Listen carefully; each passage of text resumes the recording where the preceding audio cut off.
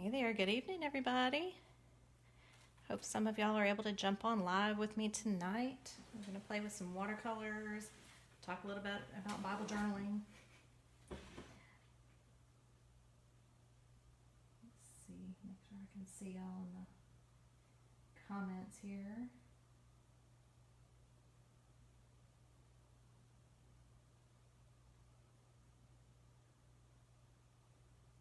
Alright, it's taking a minute for me to be able to see it.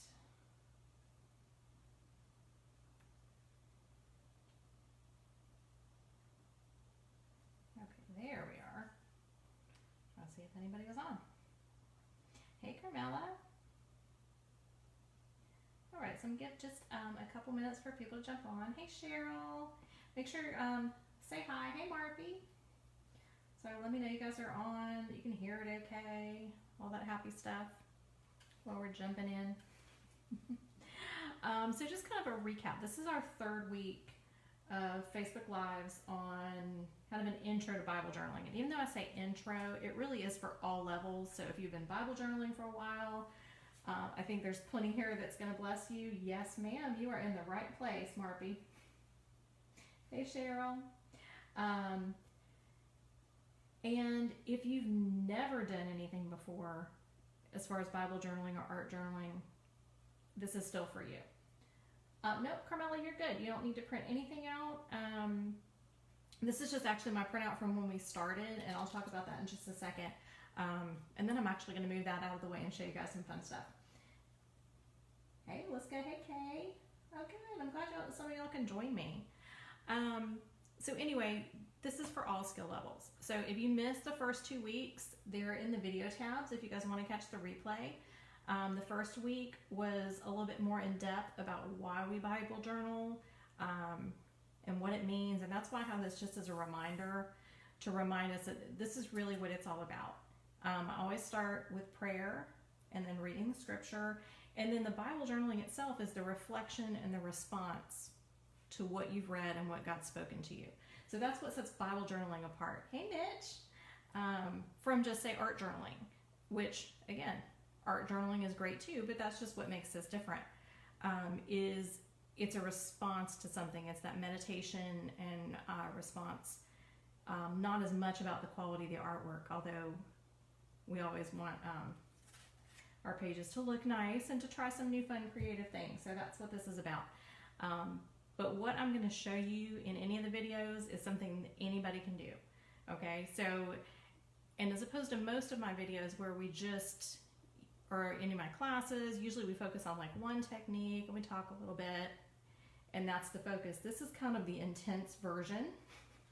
So I'm going to throw a lot at you guys just because I want it to kind of ignite that flame and get you inspired to maybe go try all sorts of stuff on your own.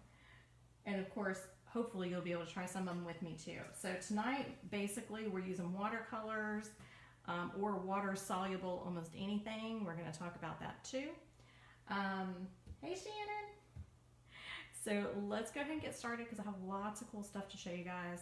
I'm excited about it. My plan is to do a couple little quick demos on some just regular pieces of paper. And then hopefully we're going to get to 2 different Bible pages. And I got a little flip through of some examples to do for you guys too. All right, so real quick, I want to start with our first step, and I want to start by praying for everybody here, and then just that this is a blessing to everybody.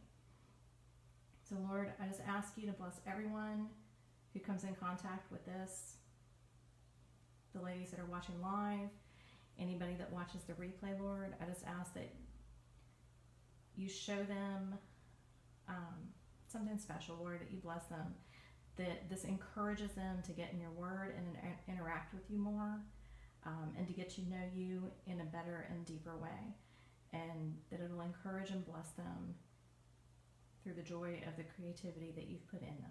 In Jesus' name I pray. Amen. All right. Hey, Mary Lynn. Angie, I'm glad you made it. All right, so let me get this out of the way. And so we're going to start out, I've got my big set of watercolors. These are Kuretake watercolors. This is the one that I use the most. I got them on Amazon. But you can use any watercolors you have. You can use your kids' watercolors. It is anything is fine. So I've never had, if you are using a journaling Bible, I can say personally, I've never had any watercolors bleed through. The only ones I've heard issues with were Crayolas. So if you're not sure and you're in a journaling Bible or something that may be special to you and you're worried about bleed through, check it on an extra page. So go back to your Bible, in the back of the Bible where like the weights and measures and all that happy stuff is. That's your perfect test page. So whether it's watercolor or anything that you're not familiar with, do a little test run there and see what's going to happen, and then you know for sure. But as for me, I haven't had any issues with watercolors. Like I said, I use these the most, but I started out with those cheap Artist Loft ones that I think a lot of people have had. They're just too chalky for me. So I went on to these, but I've also got, let's see, we've got some shiny ones. This was an inexpensive one, Michael's. And these are kind of nice because they're that pearlescent, like shimmery look. Got a couple different brands, some Primas and Spur Farbens that come in these little tins. I have a lot of the Prima watercolors. I love those.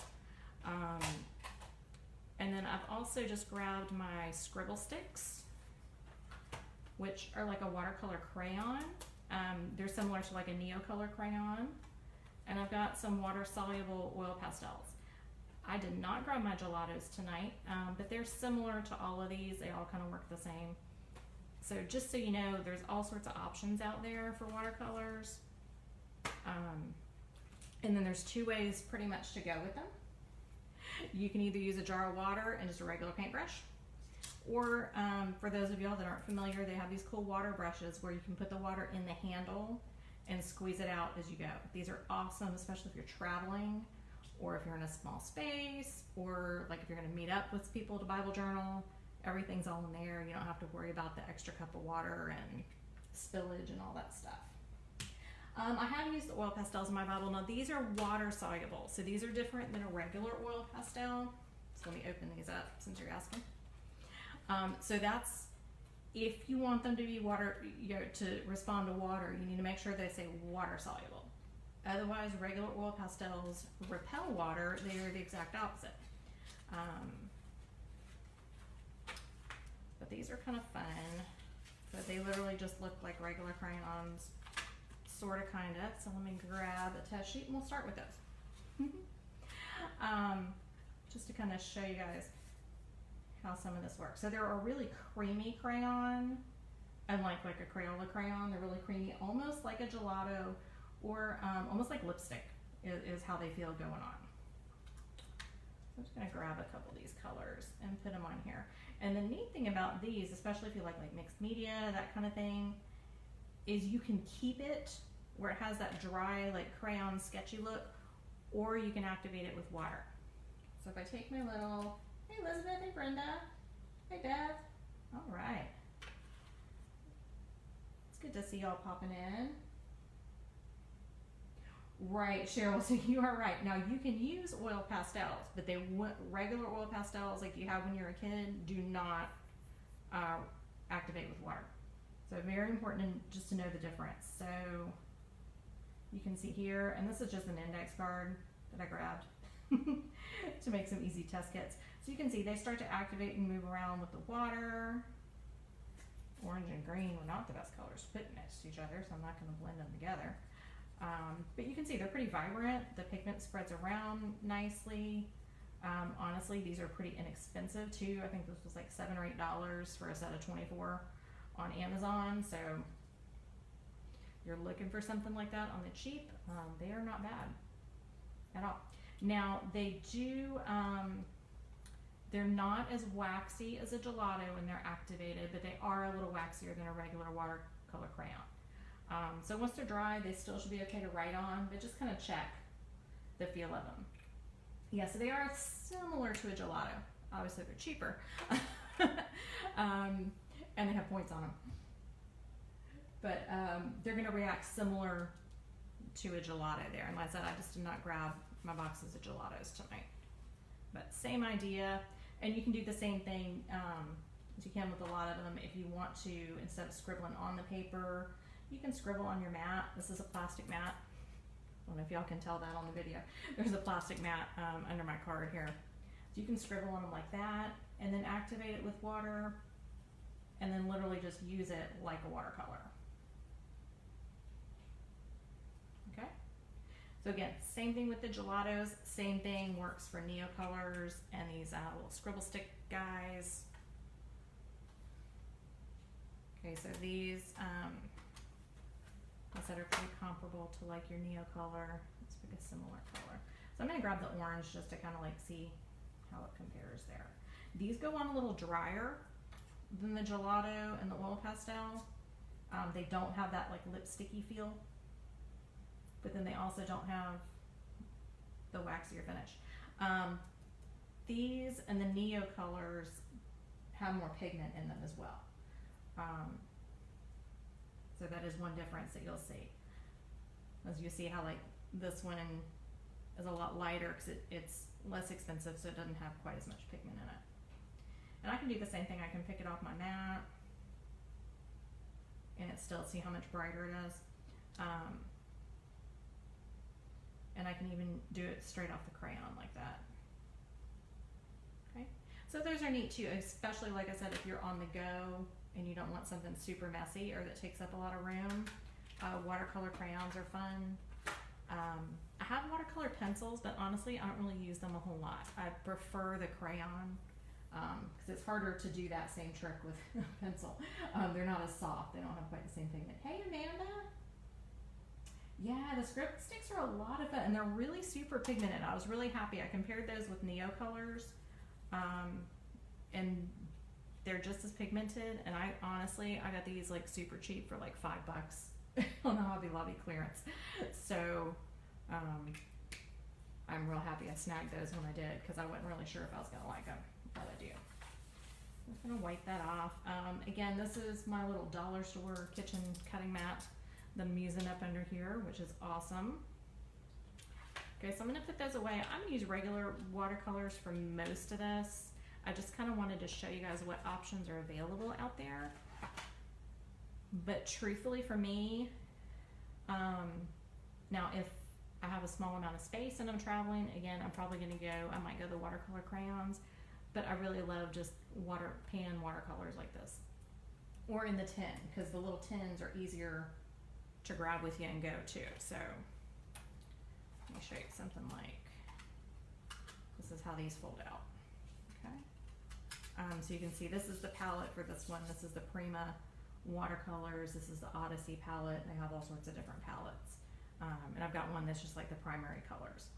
So again, if you're traveling a lot or like you need to throw something in your purse, these little tin watercolors are great too, or the scribble sticks. Obviously this is one of my favorites, but it's not real space efficient depending on where you're going. Which Hobby Lobby I go? You know what? I go to a lot of the Hobby Lobbies and it is hit and miss. Sometimes I do really well and sometimes I find no good deals and no orange stickers.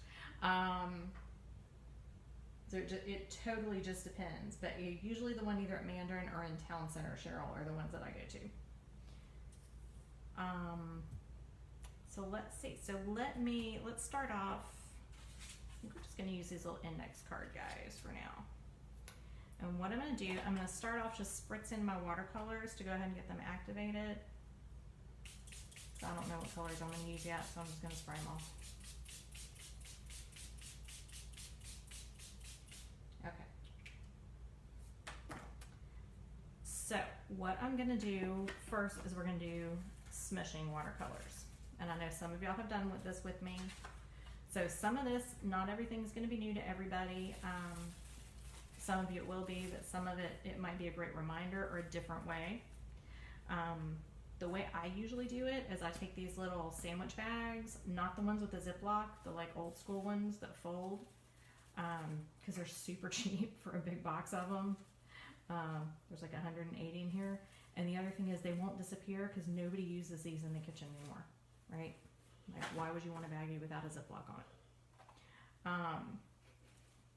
But it keeps them flat, and then you can put your hand inside them. So you'll see what we're going to do with those. And I'm going to start, let's see. Let's pick some colors I'm not getting down to the bottom of here. Let's see, let's pick, do some orange. So I'm just grabbing it on a little water brush. You can grab it on whatever you want. You can also do this with markers and spritz them with water. Crayolas or that type of marker might bleed through Bible paper. You'd want to check first. If you have a Pitt pen type markers, those are India ink and they do not bleed through. So again, just depends on what you're doing and where you're doing it. So I went ahead and did 2 colors on here.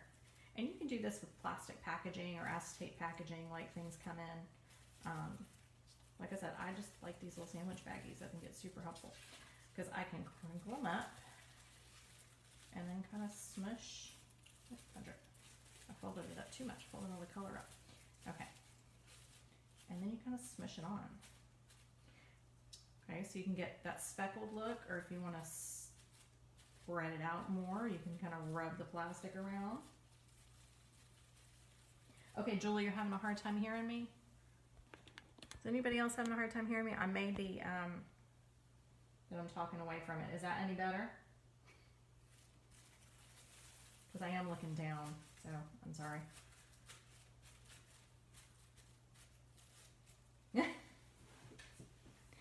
Let me see. Let me check my phone, y'all. See if there's... Make sure the volume's up on it. Okay, is that any better? Let me know. Thumbs up. Any better? I'll also try not completely talk to the table. That might help.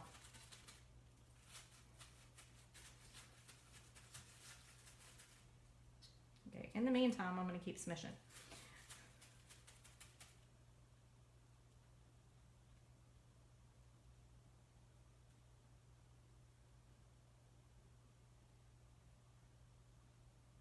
Okay, yeah, I'm not exactly next to the mic, and I probably am talking down, so I'm going to try and talk out more.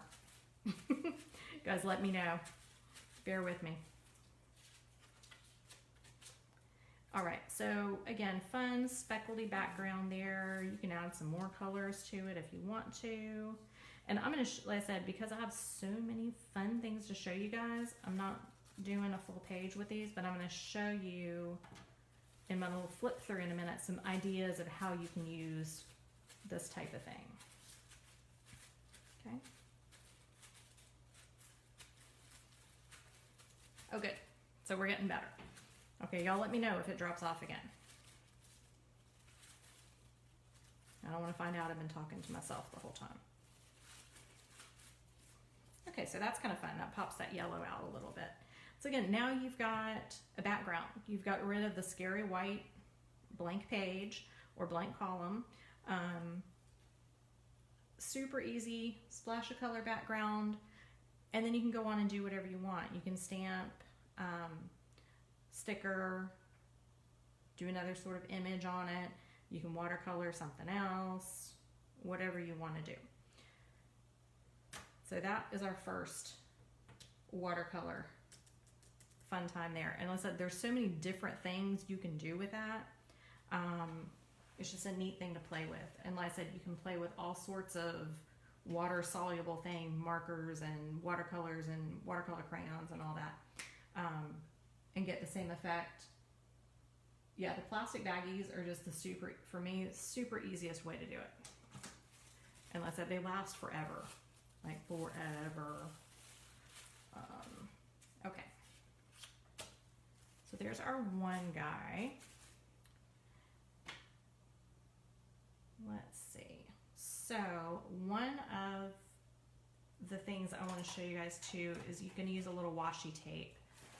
And you can do this same thing with watercolors or acrylics. Tonight we're going to do it with watercolors. So I'm going to break into my first Bible page with, I've got the illustrating Bible, the big fat one. I'm trying to make sure that's in the frame so you guys can see it. That's the other thing I'm trying to, on one of the videos I did recently. I started pushing whatever I was working on, like eventually it left the frame. You know what, Marilyn? I love those colors together, like blues and yellows, or like a mint or a teal and yellow. That's actually one of my favorite combinations. So what I did is I went ahead and penciled out just a rough shape of a diamond, and I just Googled diamond, I think, and came up with it. The picture, I was going to draw it for you guys, but the picture was on my iPad, which I'm looking at your comments on. So basically, I just penciled out, you got an upside down triangle, got your little, I think it's trapezoid, and back to geometry, and then you just start connecting the lines. But it doesn't really matter what my pencil lines look like, because what I want to do is do that outline in washi tape. All right, so I have some fairly thin washi tape. I think these are one of those big old packs of a few rolls from the dollar store. It does not matter what they look like. So pick the ugliest washi tape you have that you don't want to use for anything. Or, I mean, if you have masking fluid or something like that, you can use that, but this will give you a nice clean line. If you have masking tape, you could cut it into strips, or you could just be really careful and pencil off some lines if you don't have any of it. So what I'm going to do is basically follow the pencil lines with my washi tape to mask that off. And what I'm doing, I'll do it where you can see it, is what you want to do if you're going to remove it from the page is put it on the back of your hand a couple times, or like on your pants, something that keeps it sticky but not super sticky, because we want to be able to get this off without ripping our page. And washi is usually pretty forgiving, but nobody wants to rip their page, no matter what you're doing it in. So I'm just going to follow my lines, and I'll show you guys in a minute. You can also use this for like a stained glass type of look. You don't have to do an outline. I've actually done the stained glass look on a few pages already, and so I thought I would change it up a little bit.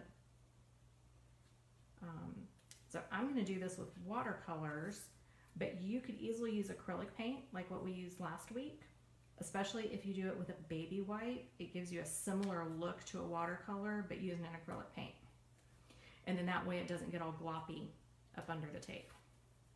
Okay, y'all, I've been forgetting to put it on my hand while I'm talking. Hopefully it doesn't cause any issues. And what I'll do is I'll come back and erase those pencil lines when we're done. I'm not really worried about that right now. Those are not staying.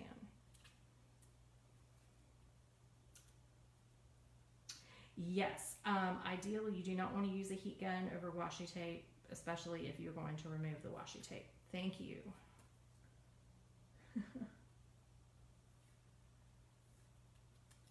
Okay, so again, I'm just putting my fingers on it, taking a little bit of the sticky off. Now, if it's not a real sticky washi tape to begin with, you probably don't have to worry about it. Some tapes are definitely stickier than others.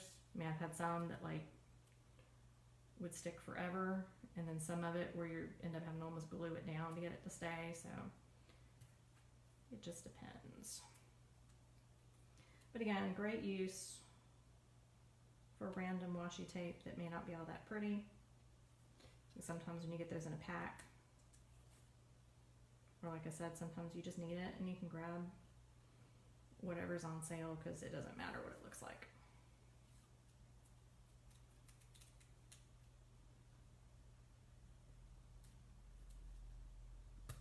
And I'm just ripping this with my fingers. You don't have to break out the scissors or anything.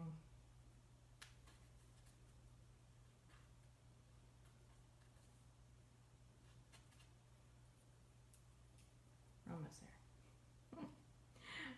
And you can use different rolls of washi tape. Like if you just have little bits left on each one, you just want to make sure that they're a similar width, unless you intentionally want different widths on them.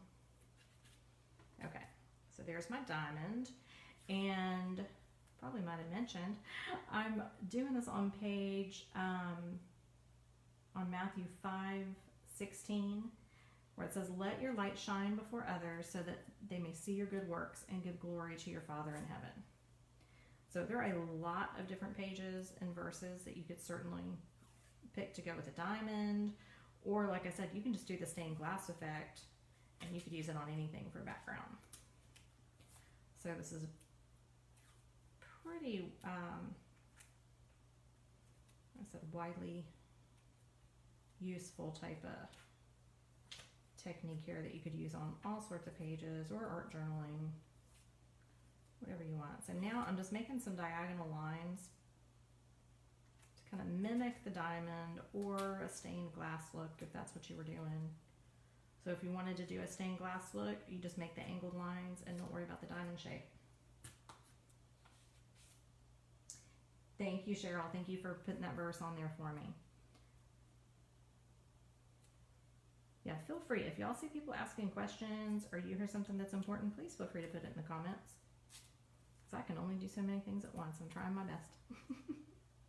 And everybody appreciates that when they're asking questions. So, and I'm just going to keep my color in the column here, but you could certainly do the whole page if you wanted to. I think where I want to go with this.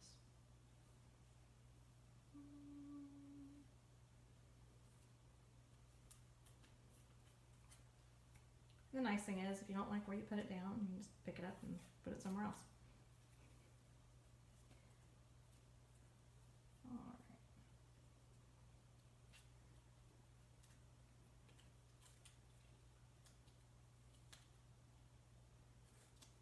Can y'all still hear me okay? I'm trying to pay attention to what I'm doing with this tape. I may not have been talking up enough. So let me know. Okay, so I'm good with that. That's it. And you could do the same thing. You could make a different shape. You could do hearts. You could do sun rays. You could just do it as a stained glass. Kind of whatever you want to do with it. So at this point, we're just using the washi for masking tape.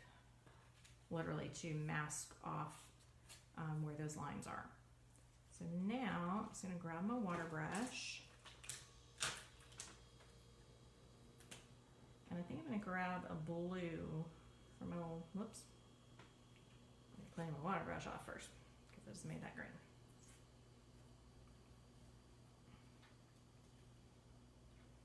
Okay. Until I do not worry too much about keeping my watercolors colors pure. And then you're just going through and filling in the lines. You don't want to get too much water on these. Like you don't want it flooding up under the washi tape. Just enough to make it work. Same thing, like I said, if you're using acrylic paint with this, I would suggest applying it with a baby white because it makes it super thin. And not only does it give it that real pretty transparent look, like a stained glass, but it doesn't glop up around the washi tape.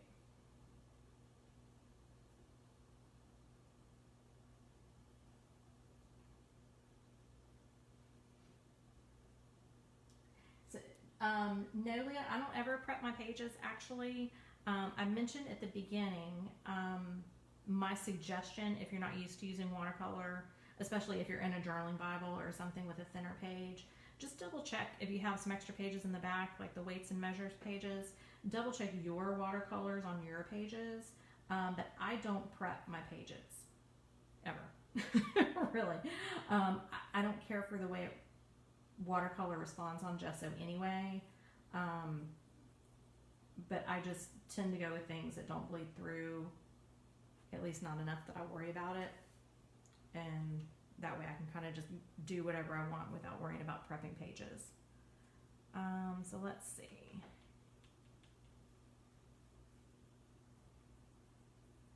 And now we're going to, and this is the illustrating Bible. So I will say this Bible, this paper is more almost like a copy paper. So it's okay with watercolor.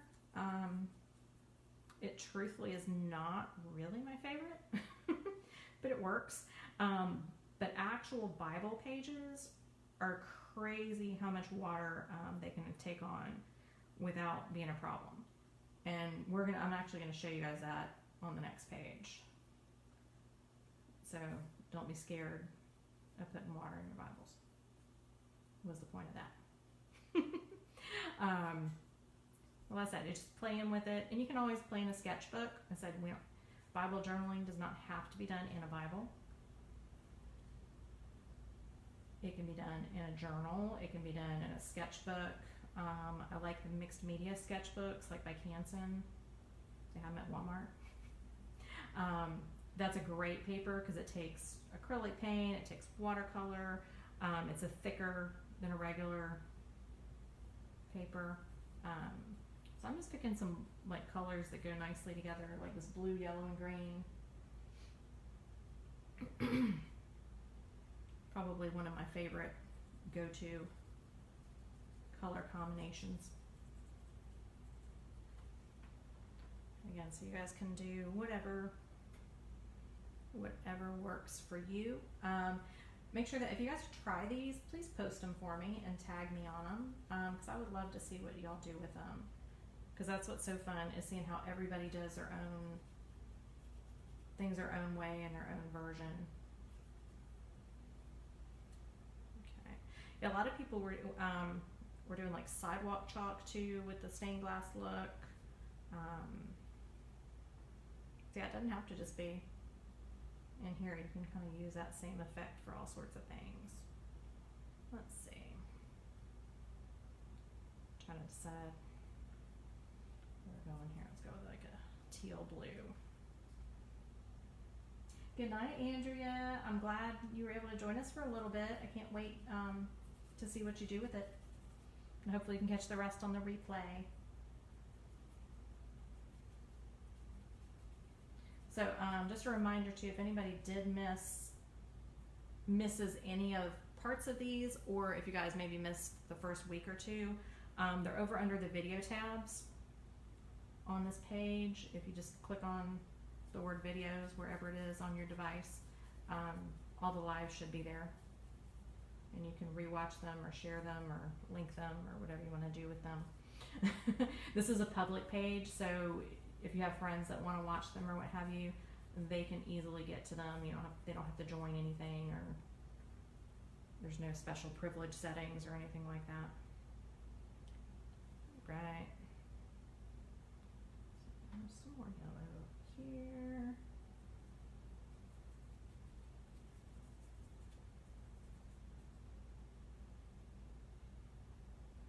Hey, Michelle. I'm glad you could join us.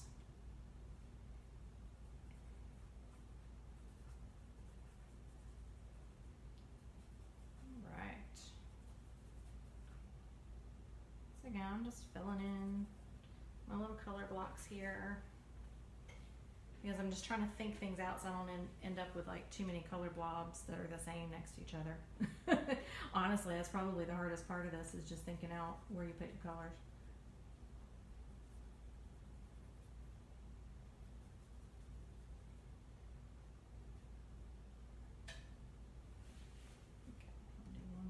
Color.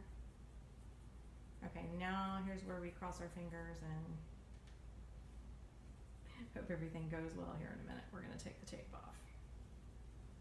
So the watercolor doesn't have to be completely dry when you take the tape off. You just want to make sure there aren't like any big puddles of water where the tape is, where when you take it off it's going to seep over. So we'll give that just a minute, but it's okay if it's still a little bit wet. And like we mentioned, we don't want to take out the dryer to this at this point. Oh yes, let's see if I can scoot the paints over a little bit. I want to make sure you guys can see the page. Here, let's put them right here for now since I'm done with paints. So in the Kuritakis I was using this yellow, this aqua color, and this blue. Again, it's not the space-saving colors by any means, so it's kind of hard to fit it all on the screen, but those are the colors I'm using. And they do come out. I just prefer to keep mine in the box, so I don't have to look at the number and figure out where they go.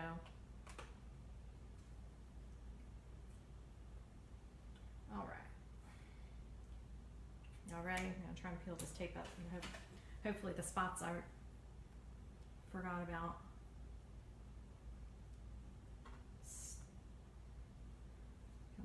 And start out kind of gently, and that way too, if it does start to stick, you don't rip like a whole bunch off. You can just stop where you're going. Now see, this is the fun part too. You have it where the tape is overlapping. So I'm going to stop there, and I'm going to start on this end because this one crosses over.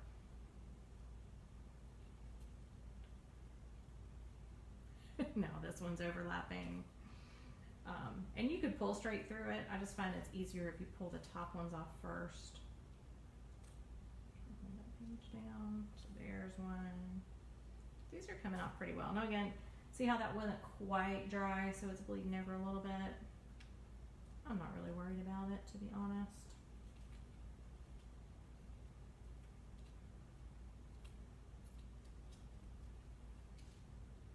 But you could certainly wait a little longer.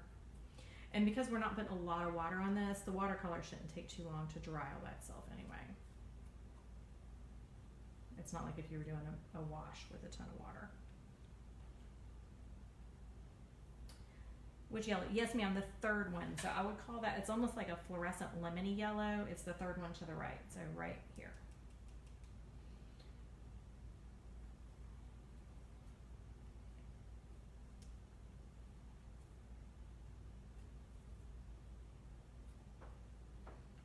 So I'm just going to gently peel these back.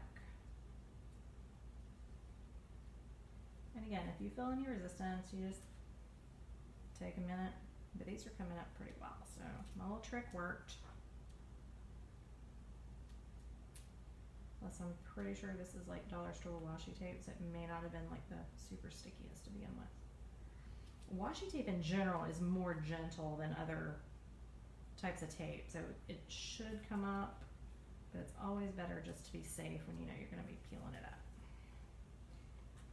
And I just realized I actually have done another page in this similar color combination. Y'all see that in a minute without even realizing it. Okay, so let's see, trying to see which is on top here. Got the little pieces off.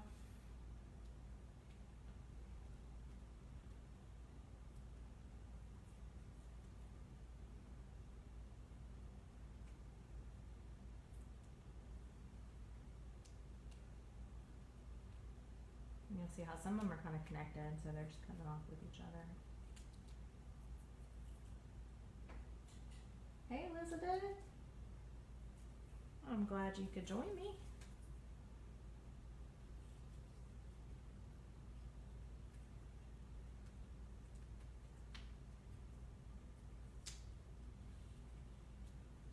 Almost there, y'all. Okay, one more. So you can see like this one wouldn't dry all the way, so I got my finger in it and smushed it. Again, not really worried about it.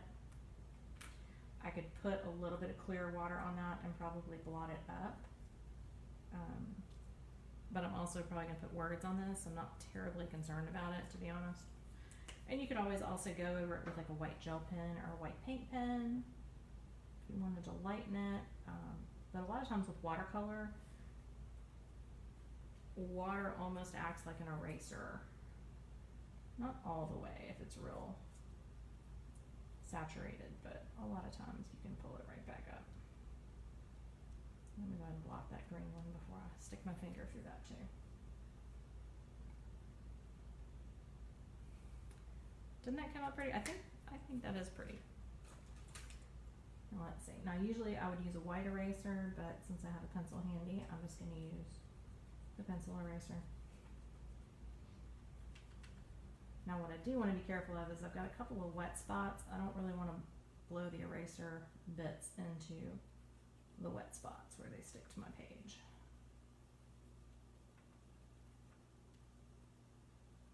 So I could have blown this with the dryer first, but I didn't.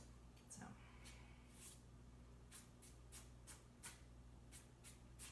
let's brush it that way. All right, so I've got that. You could go around these with doodle lines if you wanted to. You can leave the white lines. I'm probably going to leave it like that. Let me blast this with the dryer real quick because I got one little wet spot here. It's pretty wet. I'm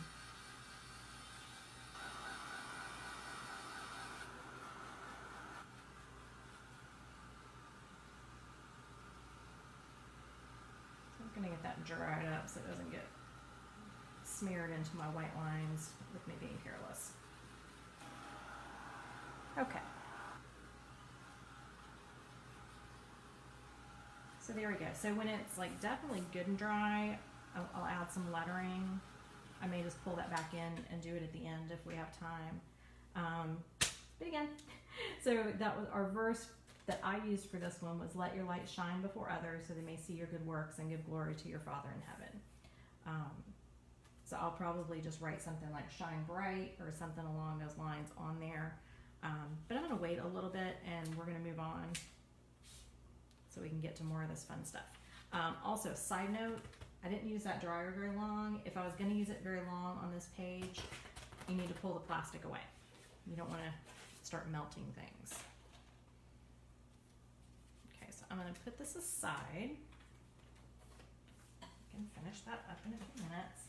So real quick, I want to do a flip through of just a few watercolor pages with some of the techniques that we've already talked about and that we're going to talk about that we're going to do on the next page.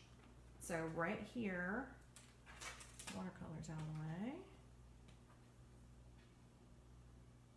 Okay, can y'all see that okay? Okay, so here's that whole stained glass effect. I used a little wider washi tape. It's with watercolors and then just use black pen over top of it. The water brush that I was using is, these come in a set on Amazon. I do not know what they're called, but if you look for the ones that are blue, and they have a little squeezy thing in the middle. I like these a lot better than some of the other ones I've gotten before. Some water brushes, like the water comes out kind of crazy. So I really do like these, and they come in a set. I think there are 5 or 6 of them in the set, so they all have different sizes and tips and whatnot on them. So I can try and find a link for those and throw it down in the comments later after we're done if you want, because those are my favorite water brushes. So this is one, and then here's the one with the other color, the same similar colorway. It's a little brighter. Not quite exactly the same. But again, same thing. So you can use that background technique for almost anything that you want to do. Any colorway, any words, lots of words, one word, no words, whatever you're going for. So just super fun to play with. All right, so let me do, so the only ones I had marked in there. Let me flip through a couple that used the smushing technique that we talked about, and then a couple other things that we might not talk about tonight. So this one I just stamped with waterproof ink my letters, use that water brush pen to color them in with the watercolor and just splatter. Okay, can't go wrong with a little splatter. That's another way to use watercolor.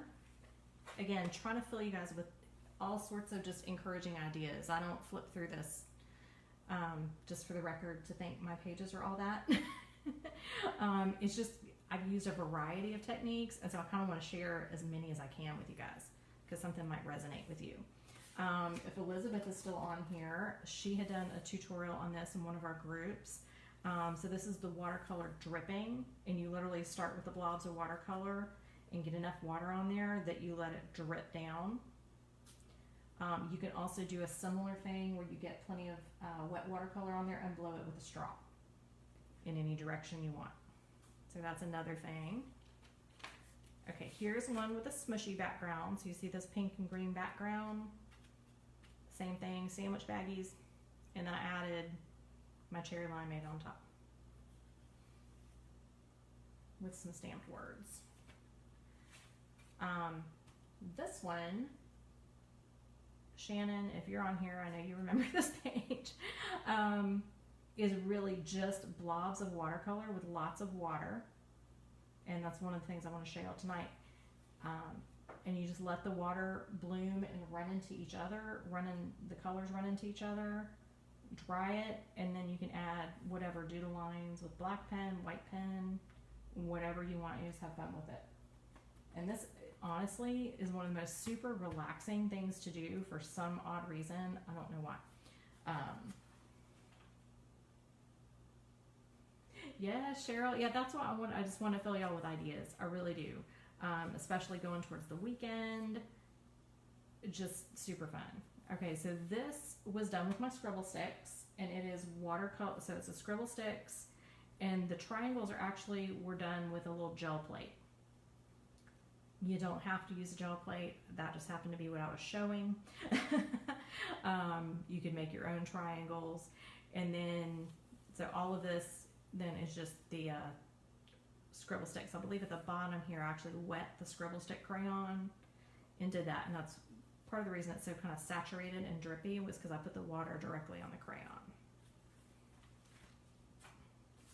Okay, on this one, I love doing silhouettes, either black silhouettes on a real colorful background, or in this case, I did the black and the solid background, Googled an owl, and drew its outline. Remember, if y'all missed video 1, we talked about the super easy way to trace, right? Cover the back of that picture with a number 2 pencil and then just trace away. So I traced my outline and then I filled it in with like my little galaxy tech colors. That's a watercolor idea. Okay, here's another fun background, and see all the white leaves on this? We're done with white crayon, and that acts as a resist. And I actually have a YouTube video on this one if you guys want to check that out. So I do have a YouTube channel, same name, Tiffany Johnson Creative.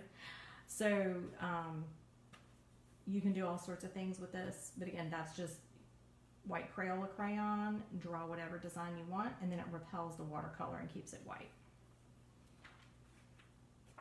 All right, here's another one like that blue-green page. Again, just playing with colors, letting them do their thing, let watercolor do what it does, and then once it's dry, going with a black pen and doodle away, and then add whatever words or ephemera or whatever you want to add to it. Okay, this is another smushing page. So you guys that were in, Amanda, yeah, pull up some couch. I'm a little long-winded. Listen, I have so much stuff I try and cram into these. You know, you'll have to excuse me for dragging on a little long sometimes. Smushing in the background here with some citrus. For those of you guys that are local here in my North Florida group, I actually did this as a live with y'all. If anybody's interested, I could do another live showing the whole citrus technique and do a similar page. I've done that in my classes before, or do just like a real quick YouTube video for it if you guys want to see that. We talked briefly about gelatos. So, and this is similar to what we did tonight. So I used fat mask washi tape, or you could use multiple strips, masked off the cross. And I got this idea from Mitch. Mitch is still on here. This is the one I did off your page. And then I took a baby white and spread the gelatos out. So again, you could totally do the same thing, mask it off, use watercolor, mask it off, use your water-soluble crayons, your gelatos. You can use acrylic paint. All works the same idea. Just depends on what you like and what you have. Okay, so we talked about my love of silhouettes. So here's the opposite, the black silhouette. This is the shiny watercolors I showed you guys at the beginning. Those cheap shiny ones from Michael's, those work fine. They're not chalky like the regular ones. So again, just throw my colors on there and then added my doodle lines and some music note stamps. All right. This one was based on one of Elizabeth's pages. And it's just plaid with watercolor. There's a lot behind this. I'm not going to even go into it right now. But anybody that wants the link to the tutorial she did, it's in the Sacravia group. Amazing message. But all it is watercolor plaid with stickers and some black and white lettering. more doodles. This one has some embossing on it, but other than that, it's just watercolor and more doodle lines. Watercolor and doodle lines with some splatter. Here's more smishing. So these guys are just stickers. They're printables that I printed out on clear sticker paper. So I took my sandwich baggie and smushed the background and put some stickers on top. So when I say anybody can do this, for real y'all, anybody can do this. I think this is the last one I have marked. Again, this is just the watercolor doing what watercolor does. Blend out the colors you want, and then just put whatever lettering or words go with the page. So it can be super simple. You don't need any doodles or anything on there if you don't want to. Okay, so those are just some ideas. Yes, Marby. Okay, so I know for anybody that's interested, the Sacravia Bible journaling group, look under units. There's a bunch of resources there. But yeah, one of those videos is that video that Elizabeth did on the plaid. And there's all sorts of other goodies there too, for y'all that are interested. All right, so the last one that we're gonna do is I'm gonna do one of these full pages with the colors and the doodle lines. And some of y'all have seen this before, and that's okay. Part of the reason I was going to do this on just a spare piece of paper, and but I really wanted to show you how much water these Bible pages take, because I think that's one of the one of the intimidating things about watercolor is all of a sudden you're looking at these thin Bible pages and going, oh my goodness, how am I going to put water on that? It's going to fall apart. And the amazing thing is these are actually, even though they're thin, the type of paper it's made out of, because Bible pages are made to last a really long time, however they make it is actually quite durable. So I'm just going to grab this palette here. And the nice thing about some of these smaller palettes is usually all the colors pretty much go together. Although you still have to watch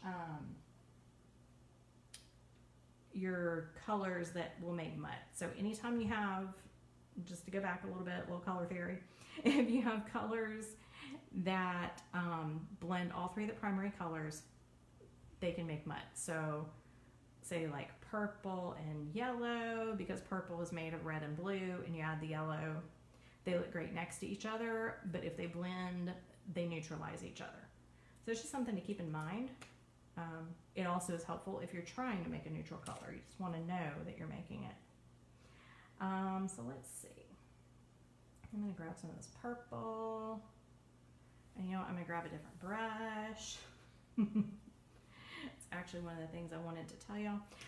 You can do this effect certainly with a water brush, but I find for time's sake, if I'm not wanting to spend forever on it, grabbing a bigger brush and just a jar of water, but I get a lot farther when I'm trying to just do a lot of water and a wash on a page. I can control my water a little bit better. It's just a personal preference. And all I'm doing is grabbing plenty of water and some watercolor. And sometimes I plan out more of a direction on where these are going, and sometimes I do not. This is a sometimes I do not moment. You can also add water to the page first. Oh, Lori, so exciting. Yeah, I love my Interleaf Bible. I did not mention that for you. Those of y'all that don't know, this is an Interleaf Bible that I switched to. It has a blank page after every page of text. So it's awesome for either note-taking or art journaling in your Bible. This gives you lots of room to play with. Okay, and you'll see I'm not being stingy on the water here. I think I'll grab some blue.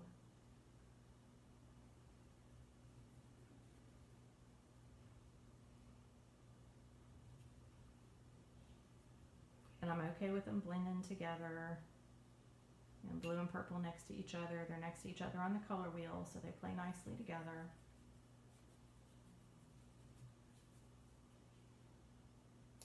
And if your watercolors are going to dry lighter, they're always going to dry lighter than what you start with. So if when they're dry, if they're not vibrant enough for you, you just add another layer. Okay, watercolors really are made to be layered. Okay, so I'm going to just keep adding these. And again, I saw the one I did with like the orange and yellow page with the splatter was more of a sun, so it was more directional. So you can choose to do something more like that or something that's just kind of more blobs, which is how this is starting out.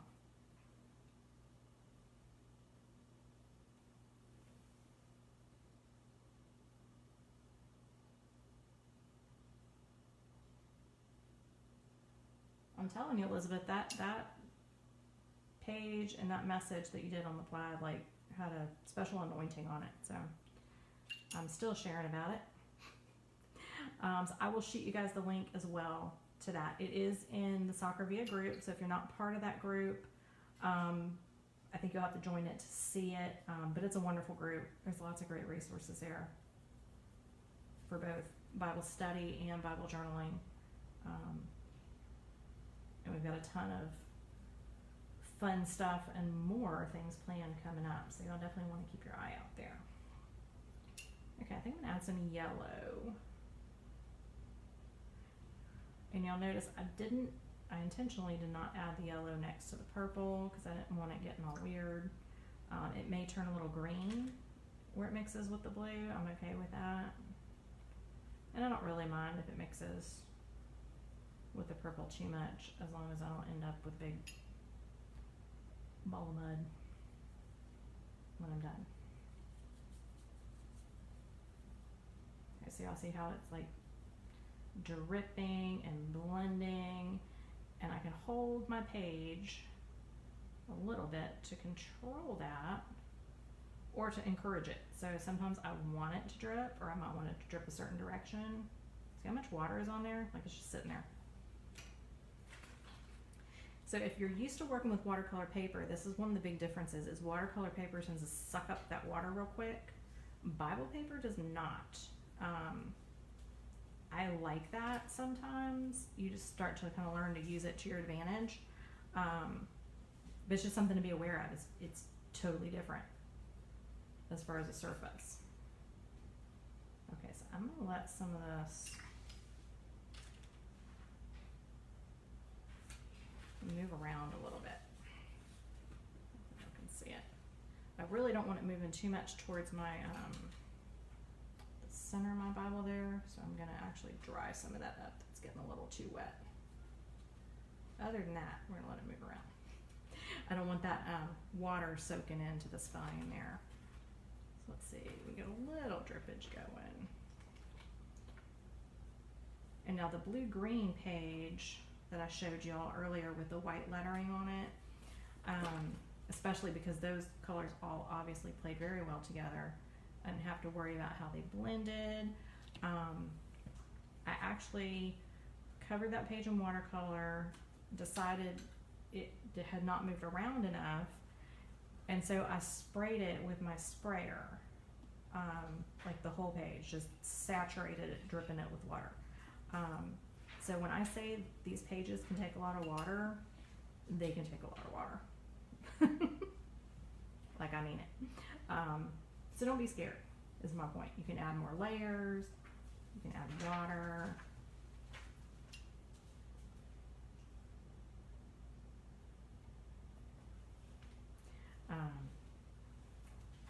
You can see all the little puddles going on, but that's part of the fun. That's kind of what watercolor does. Like that's what it's good at, is that whole blooming, making all these fun little organic shapes. Got a little white on the edge, I don't want there.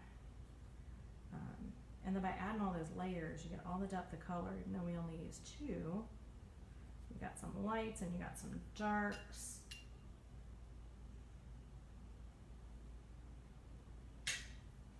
Oh, Elizabeth, I love you, girl. You're amazing. Okay, so I'm just gonna let that drip a little bit more because I don't like it to look too like geometric. And this is part of what helps. Whoop. Got a little extra on that page.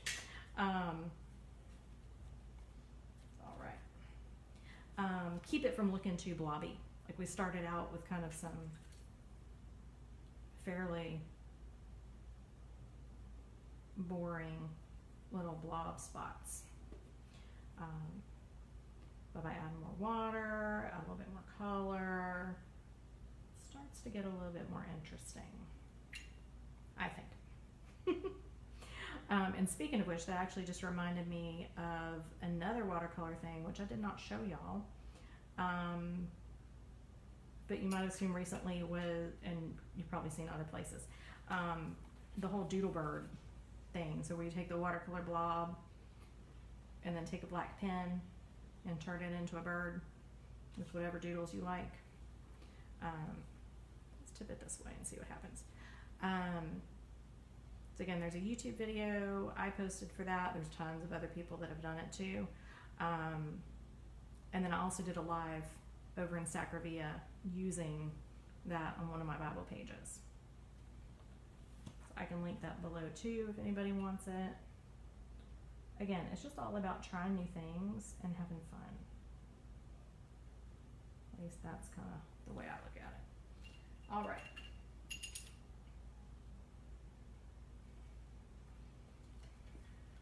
Elizabeth, I know you like some drips. And then if you want to lighten anything up, you can always pat it with a tissue or paper towel or whatnot. You can add a little water without color. Okay, I'm pretty happy with that, I think, for now. So I'm going to go ahead and dry this. This one you are going to have to probably break out the dryer unless you're really patient. Another lesson learned on the blue-green page I was telling you about, I actually did that at a restaurant having lunch with Shannon, who I believe is on here unless she's gone to bed. Not even thinking about how long it might take to dry. So fortunately we had planned to be there for lunch for a while. So it did get dry, but you're gonna use a lot of water. Might not be the best thing to take with you somewhere if you don't have a dryer. That was where I was going with that. And y'all can see I'm brightening up my yellow just a little bit. It's starting to look a little dingy around the edges. You can see it's moving around a little bit. Now this is not a hair dryer, it's a heat tool. If it was a hair dryer, it would be blowing that around more. Again, you can totally use that to your advantage if you want to. But just in case you're wondering, because it looks just like a hair dryer, I'm just going to kind of firmly hold my pages. I'm not really worried about them crinkling. Just trying to get them dried more evenly, so I don't have too many like little puddles like that guy. So you can tap at them, a little extra texture. Thank you, Cheryl. I'm so glad you like them. I'm glad it turned out well. Like I said, this was not particularly planned, except that there was going to be some sort of color and some doodles on here. But I kind of like those spontaneous things. I hear the crinkle. I like it. Okay. And again, I'm gonna, since we're gonna doodle on this, it needs to be very dry. I'm gonna give the back side a little extra. Okay, and there's no, y'all can see there's no bleed through on this side of the page. The only thing I did apparently was get something that dripped on that copy paper behind it. So I'm just gonna make sure that's dry so it doesn't stick to the other page. So y'all can see no bleed through, no gesso, just regular watercolor. All right. Yep, Yeah, Mark mentioned you can use an iron, and you'll notice actually this one's pretty flat. And usually, if your pages are a little crinkly, they'll flatten out just from the weight of the Bible when they're closed. If you want to iron your page, or it's bothers you anyway, what you can do is use a piece of copy paper over the page, put it on like a low to medium dry setting, and just iron it gently, and it will smooth out the page. If anybody watches Sandy Allnock, she has a great YouTube channel, great videos. She irons her pages a lot. Again, I'm kind of just good with however they come out, so it really is just a matter of preference. So I'm going to grab my Micron pen. I'm going to grab a 5. Again, I always use waterproof pens in my Bible, even though this is completely dry. One, if I wanted to come over it and touch up the watercolor at all, I don't have to worry about the ink. But my biggest reason is because I don't know what or when I may do to the page behind it. And if I come back a month from now and do watercolor on this page and the page gets wet, if the other side has ink that's not waterproof, then that black ink would start bleeding. And that is not cool. So that is just my 2 cents on using waterproof pens.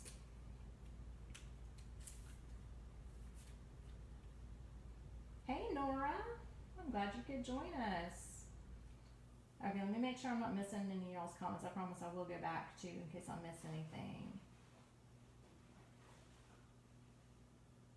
Yeah, Cheryl, I'm so glad that you were able to join up with us, both in person and now on the lives.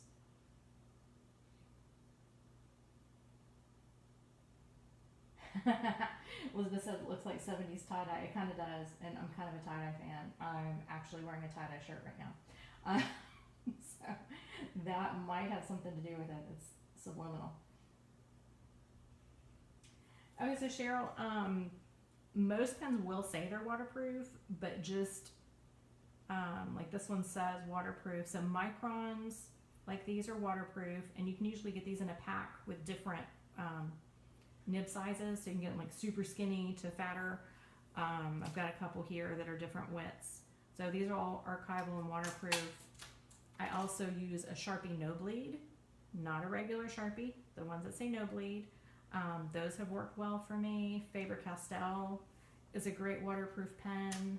Trying to think of it. Really, I mean, y'all can chime in with your favorite pens. I never thought I would have that much of a collection of waterproof or black pens and be so excited about it. Uniball Signo. This is their 207 gel pen. Those are great. They are waterproof. Paint pens. If you have the acrylic paint pens, like a Posca pen, those are great. These Tombow pens are great. These are brush pens, so I use these more for lettering. Those are awesome. So there are lots to choose from. And really you just start, you know, as you play with them, just like anything else, you start to figure out what you like the most. So what I like to do is to go in how some of these little shapes have formed themselves with all the waters. Okay, so Elizabeth likes a Zig Rider. I have not tried that, but I've heard they're wonderful. Illustrated Faith pens are good. I've got a couple of those.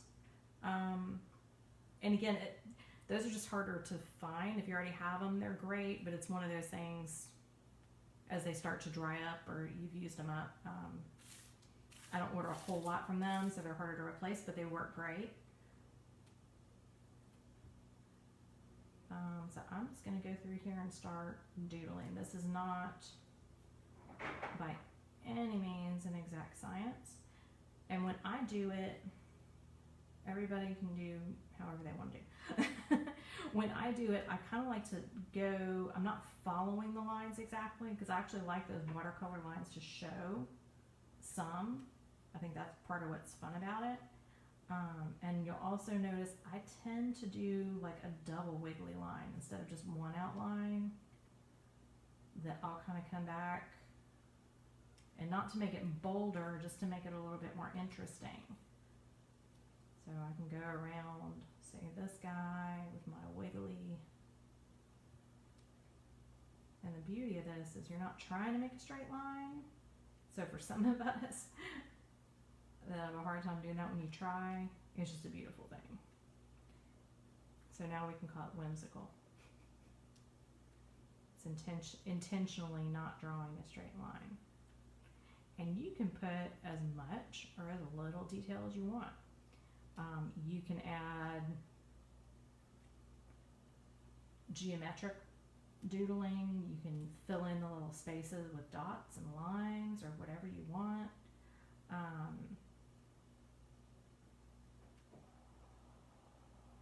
Again, I just kind of let my hand go. You should not have a death grip on your pen at any point, but especially if you're trying to do a really loose doodly line.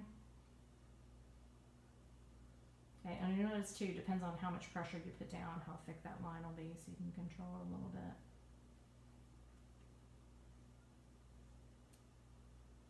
So again, this is also part of the reason that you want to use plenty of water, is the water is what helps activate that watercolor, helps it to move around and make those different variations that you're doodling around. So if you're just using a little bit of water, like you would if you were just filling something in, like in a coloring book type of thing, you're not going to get that beautiful, like, blooming look, I think is what they call it. See how it, like, feathers into itself. And again, that's what watercolor's made to do. It's part of its character. So instead of fighting against it, I'm just going to use it for what it's made for. And there's no wrong way to do it, so that's a beautiful thing there.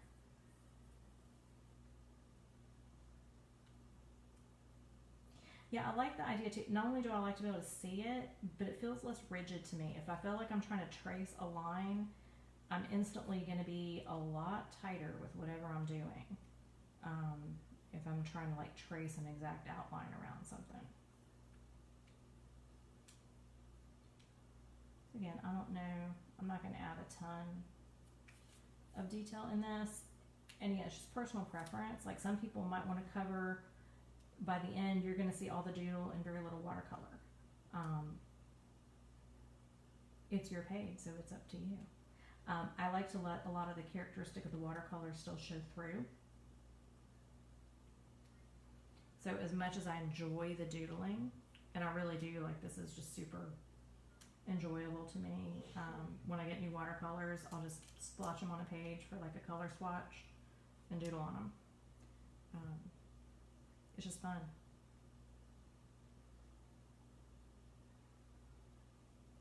Okay.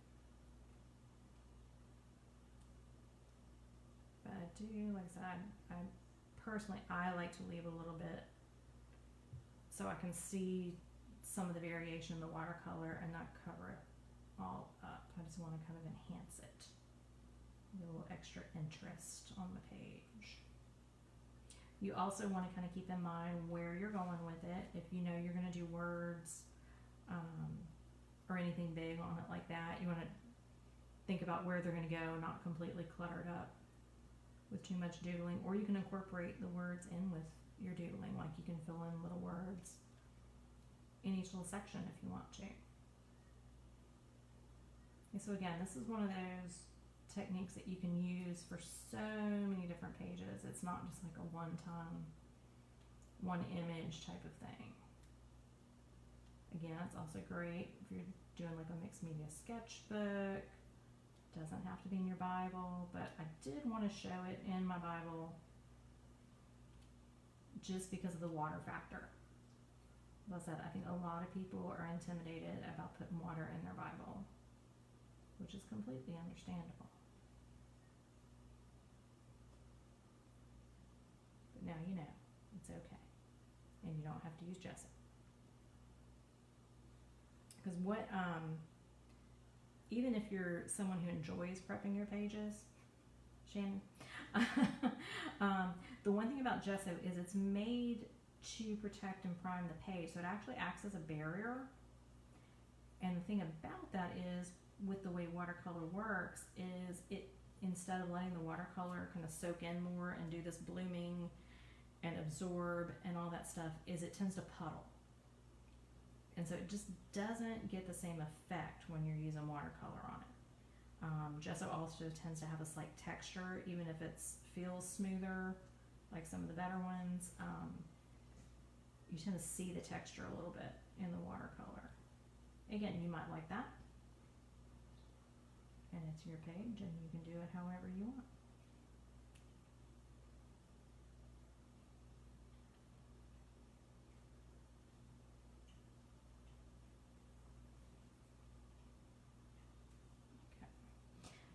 And you don't have to use a black pen on this. You could use any color. You could use gel pens. You could use colored pens. You could use paint pens, black, white, colors, metallic, whatever you want. I tend to go more with the black doodle lines and then use like a white or a color for an accent if I'm going to do that. But that's me. Okay, so we're getting almost down here to the bottom.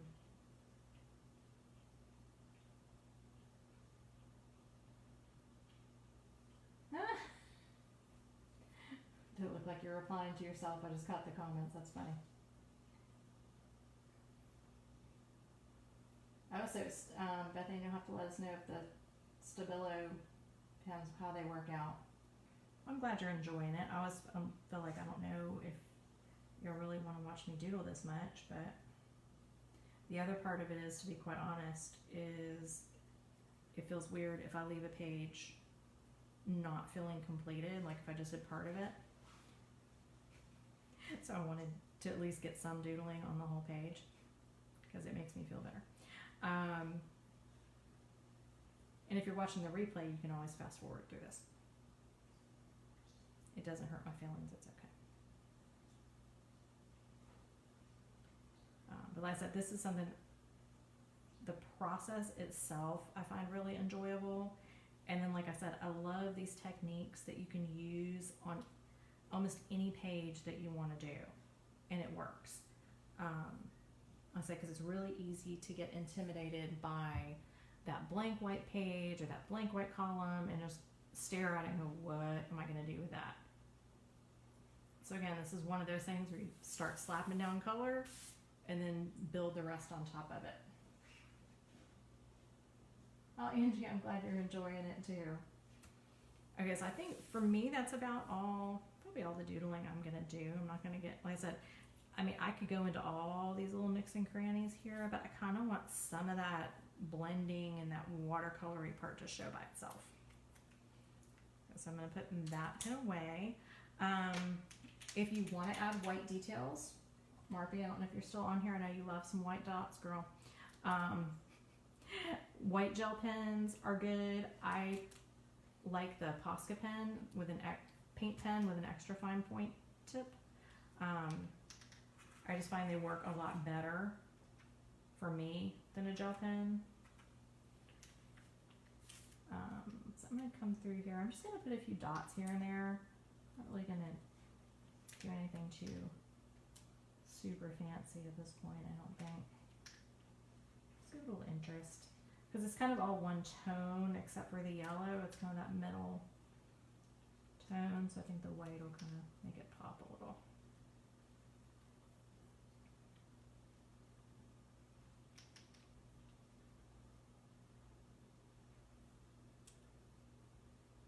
And again, you could come in with lines, you could come in and do like a whole Zentangle thing in these things if you wanted to. All depends on what you want to do.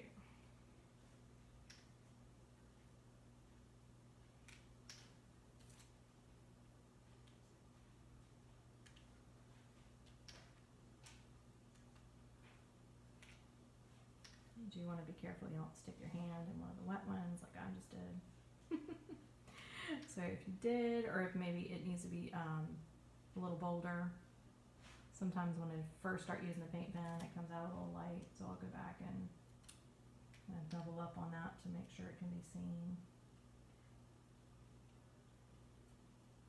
This is the pen that I used on that blue and green watercolor page for the white lettering.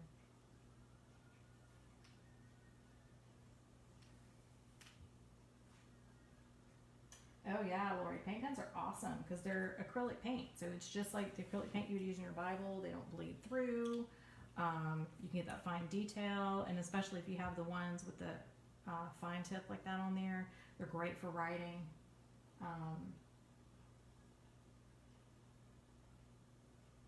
Yep, Marky's there. See, white dots for you. Yeah, you have to love the white pens. Those are fun. But yeah, gel pens they're good. They have their purpose. I just don't find them as reliable. Like, they're not as consistent. They tend to skip a little bit for me. So I'm just gonna bless that real quick so I don't put my hand through any of my white dots again. And I did not even mention what page I'm doing here, but again, you could use this on any scripture that you wanted to. The one that I picked was Psalm 67, and the little subtitle here says, "Make your face shine upon us." And it goes on, "May God be gracious to us and bless us and make his face to shine upon us, that your way may be known on earth, your saving power among all the nations. Let the peoples praise you, O God, let all the peoples praise you." And I just thought that was beautiful. It kind of reminds me of like back in Numbers when may the Lord bless you and keep you, make his face to shine upon you. What a beautiful image that is of just his glory shining down on us. So I think I'm just going to add my lettering here, and then we're going to be done. I have not tried liquid pearls.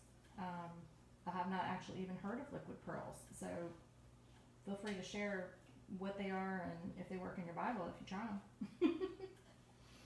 Are those, is it like a stickles type thing, or is that like a type of watercolor, or tell me what it is?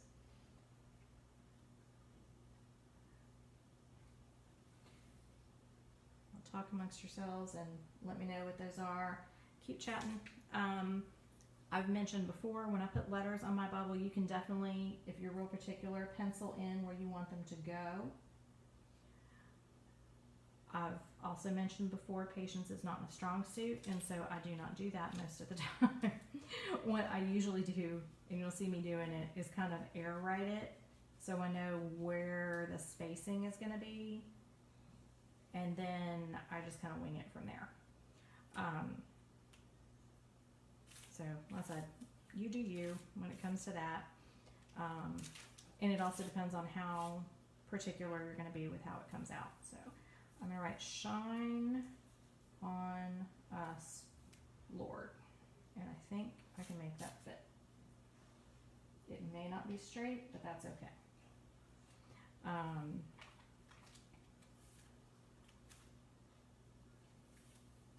Big S.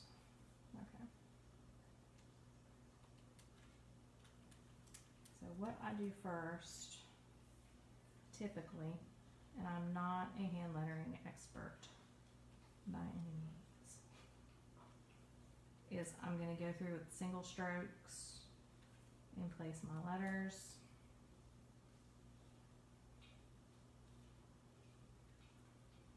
And then I'm going to come back and thicken these up. And I pick my pen that something happened to the tip on this where it isn't always smooth, but anyway. And what, in case you're wondering, because I know this black is hard to see, what I will do is come back with my white after I thicken everything up. I'm going to come back with the white and I'll add some highlights in it where it shows up a lot better.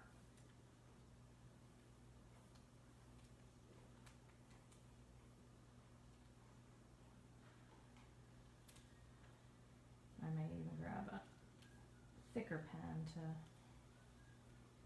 widen these up with. So I've got, I'm going to mixing up my lettering just a little bit. So Lord is kind of in cursive. The rest is kind of in slightly, not really too fancy print.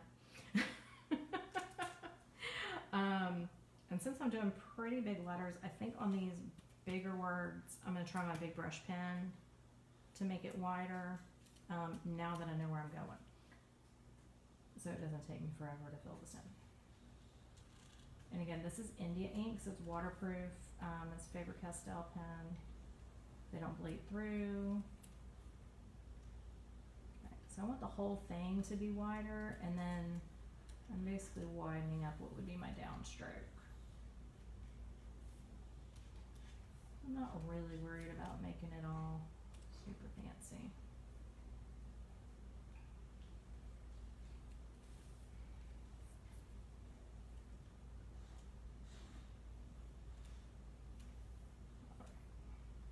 The other thing, I think I mentioned this last time, is if you stagger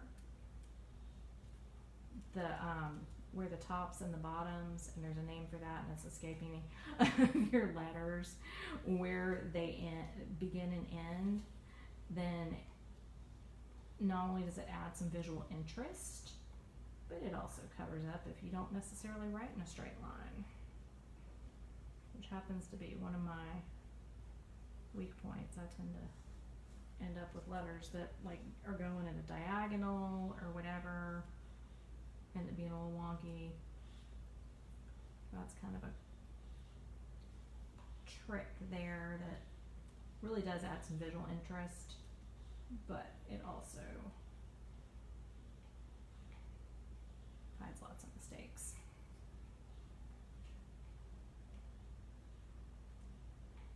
Big thing when you're using the big brush pen is if you want, just remember to like lighten up on some of the narrower things so you don't end up with like a super big fat letters all the way around if you don't want them.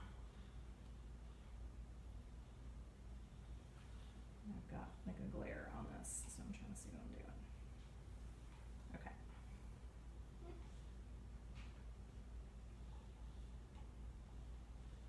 Oh, Harpy, I'm glad you're able to join us. Have a wonderful evening, and we are going to wrap up soon, y'all.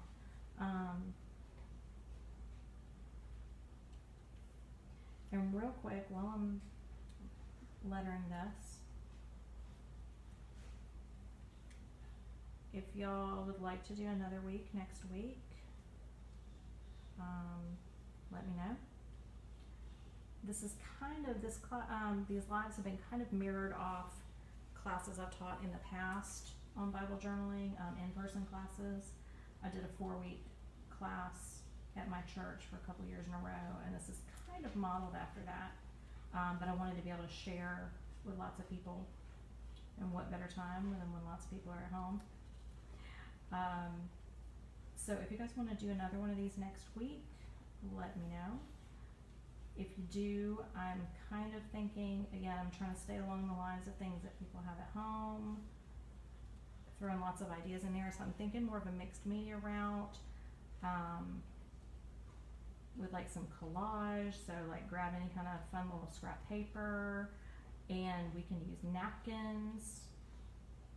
Those of y'all that have been around me for a while are very familiar with using napkins, but any kind of printed napkins and a glue stick. So you don't need gesso. We're going to do napkins, glue stick, maybe some tissue paper. You know, just like the cheap kind from the dollar store that you put in gift bags or whatever kind you have handy. Anything like that. Wrapping paper, anything that'd be good for collage. So if you guys want to hang out with me next week and do that, let me know and make that happen. All right, well, good. So it sounds like that's a good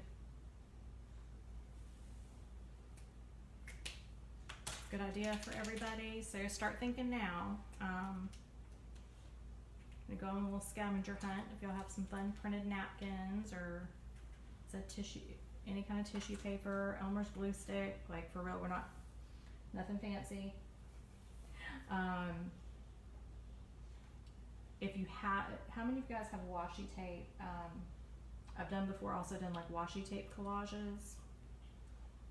Is that something that you guys would want to do? Let me know. And I think I'm going to add some like little highlights on the letters. And I may or may not add some around them on the outside. We'll see.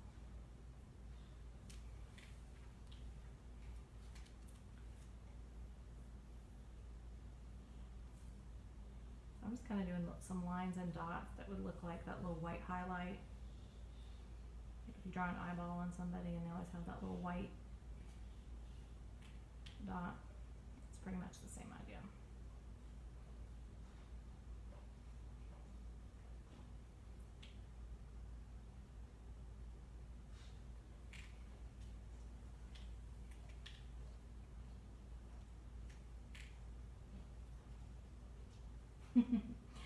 Alright, I was grabbing a couple of the comments, looking over there, so very exciting.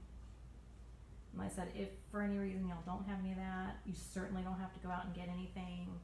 But like I said, if you do want to, like Elmer's glue sticks, and or printed napkins, or like I said, things that would be at the grocery or at the Dollar Tree or wherever you are already going. And if you are not going, you do not need to go out for anything. Most of you probably have more than you need of those kind of things already at home if you're anything like me. I'm just finishing up my little white sections here. There's not a lot of rhyme or reason to this. I'm just putting it where I think it looks good. Kind of on the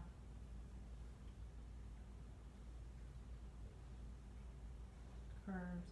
And little tip for you, if you ever put it where and you like that doesn't look right there, then you just wait for it to dry and come back with your black pen and cover it back up. Unless I'd see some of these are looking a little lighter than I want them to as they're drying, so I'm just going to go back over them again.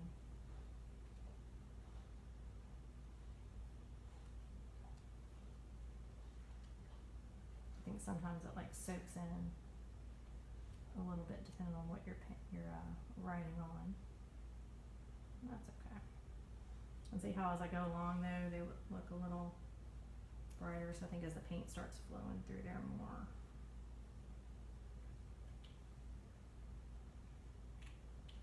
Alright, y'all. So I think that's about done. Do you think you can see the letters and everything okay in that, or do I need to go like around part of the edges with a highlight?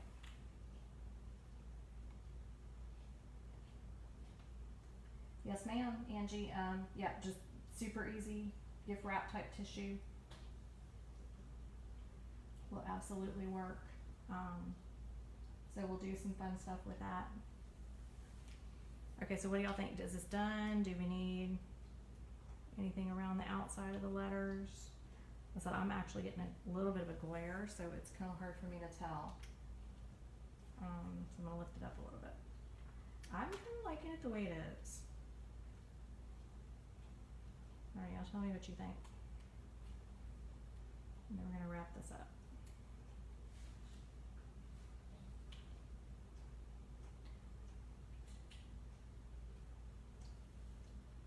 Anyone? Anyone? Okay, Cheryl loves it. What am I good for here? I'll put a couple of crosses. That's my other little thing. Usually the first go-tos when I doodle tends to be crosses and dots.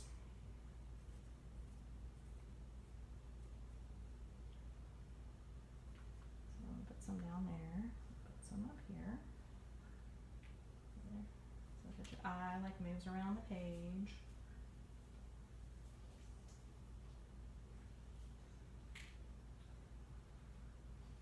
Alright. Alright, y'all. So I think we are about done. Thank you for joining me and hanging out with me tonight. We will do this again next week. So grab your napkins, grab your tissue paper, glue sticks, whatever you want to do, collage, mixed media type wise. If you got washi tape, grab some of that. And we'll do another page next week. Alright. Anybody got any last minute questions? Alright. Love y'all. Have a good night. Bye.